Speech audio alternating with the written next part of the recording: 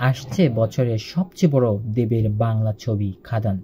বৃহস্পতিবার দেব তার বহু প্রতীক্ষিত ছবি খাদানের প্রথম ঝলক দর্শকের সামনে নিয়ে এলেন।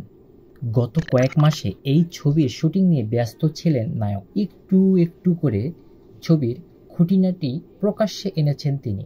বুধবার খাদানের টিজার দেখে প্রথম প্রতিক্রিয়া দেন সৃজিত মুখোপাধ্যায়। তাকে ধন্যবাদ জানিয়ে সেই ভিডিওটি সামাজিক মাধ্যমে পোস্ট করেন দেব। সৃজিতের মতে, বাংলা ছবিতে আগে খাদানের মতো টিজার তিনি দেখেননি। মূলধারার বাণিজ্যিক ছবিকে দর্শকদের মধ্যে ফিরিয়ে আনতে হলে বাংলায় এরকম আরও ছবি তৈরি করা উচিত বলেই মনে করেন সৃজিত। এখন প্রশ্ন, ছবির প্রথম ঝলকে দেব কিভাবে ধরা দিলেন? আগেই জানা গিয়েছিল কয়লা খনি অঞ্চলের সমাজ জীবন এই ছবির প্রেক্ষাপট। সেখানে কোনো নেতৃস্থানীয় চরিত্রেই অভিনয় করছেন দেব। লম্বা চুল, একগাল দাড়ি, মুখে জ্বলন্ত বিড়ি, চমকে দিয়েছেন দেব।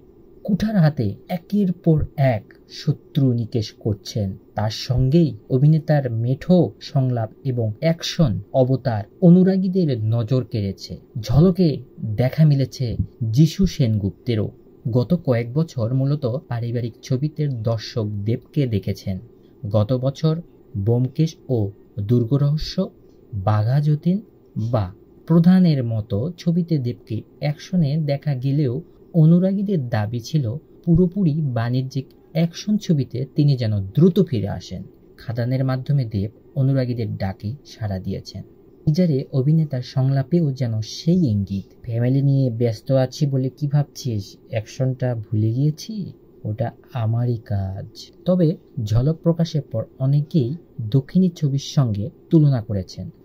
দেবের লুক, ছবির ঝলক দেখে কেজিএফ এবং সালার ছবির প্রসঙ্গ তুলছেন। তবে বাংলায় যে দেব নতুন চমক হাজির করতে চলেছেন, অভিনেতার সেই উদ্যোগেই প্রশংসা করছেন অনেকেই। একই সঙ্গে ছবিটি চলতি বছরে বাংলা বক্স অফিসে একাধিক নজির গড়তে পারবে কিনা তা নিয়েও শুরু হয়েছে চর্চা। সুজিত রিনো দত্ত পরিচালিত ছবিটি মুক্তি পাবে আগামী বড়দিনে।